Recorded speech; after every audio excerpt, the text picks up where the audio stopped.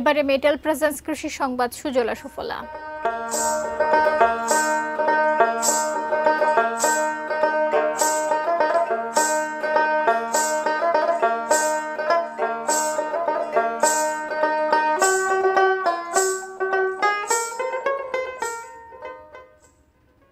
খরচ কম, লাভ বেশি, তাই নরসিংদীতে বাড়ছে পেঁপের চাষ।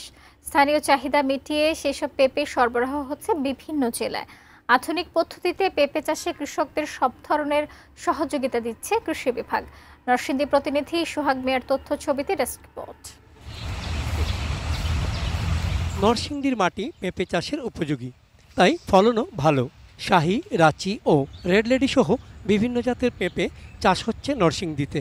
দাম ভালো, তাই অন্য ফসলের পাশাপাশি পেঁপে চাষে আগ্রহী এখানকার কৃষকরা। অনেকেই সাথী ফসল হিসেবেও চাষ করছেন। কৃষকরা জানান, পেঁপে গাছ লাগানোর পর 2 বছর পর্যন্ত ফলন পাওয়া যায়।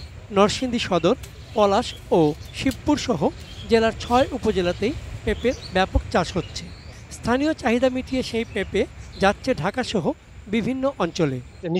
মিষ্টি কুমড়া হয়, আবার পেঁপে হয়, দোনোটাই মনে কেন আমরা লাভবান আছি। সরকার যদি সহযোগিতা করতো তাহলে আটু লাভবান, তাহলে সরকার আমাদের সহযোগিতা করে নাই। ফলন 2 বার আমরা এই কাটতে পারি, তবে আমরা এই পেঁপে দিয়ে অনেক উন্নত হয়েছি।